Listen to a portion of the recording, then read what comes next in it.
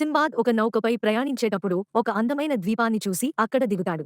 కానీ ఆ ద్వీపం నిజానికి ఒక పెద్ద తిమింగలం, విశాల చేప. నౌక మళ్లీ సాగిపోతుంది, కానీ సింబాద్ నీటిలో పడిపోతాడు. చివరికి అతను ఒక కొండచర్య వద్దకు చేరి తన ప్రాణాలను రక్షించుకుంటాడు. సింబాద్ ఓ ప్రయాణంలో ఒడిదుడుకులకు గురవుతాడు.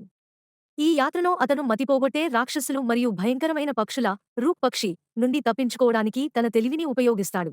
ఈ యాత్రలో సింబాద్ ఓ పెద్ద రాక్షసుడి వలన చిక్కుల్లో పడతాడు. అతను మరియు అతని సహచరులు కలిసి పనిచేసి రాక్షసుడి నుండి తప్పించుకుని ప్రాణాలను రక్షించుకుంటారు. సింబాద్ మరోసారి నీటిలో పడిపోతాడు, కానీ ఈసారి అతను రాక్షస పక్షులు మరియు స్నేక్లతో రక్షించుకోవాల్సి వస్తుంది. ఈ యాత్రలో అతను ఓ గుట్టల్లో నుండి అపారమైన సంపదను సొంతం చేసుకుంటాడు. కానీ ఆ సంపదతో పాటు ఎదురైన ప్రమాదాలను అతను అధిగమించాల్సి వస్తుంది. సింబాద్ తన చివరి యాత్రలో పెద్ద సాహసాన్ని చేసి చివరికి ఓ నావిని రక్షించి గొప్ప వీరుడిగా నిలుస్తాడు.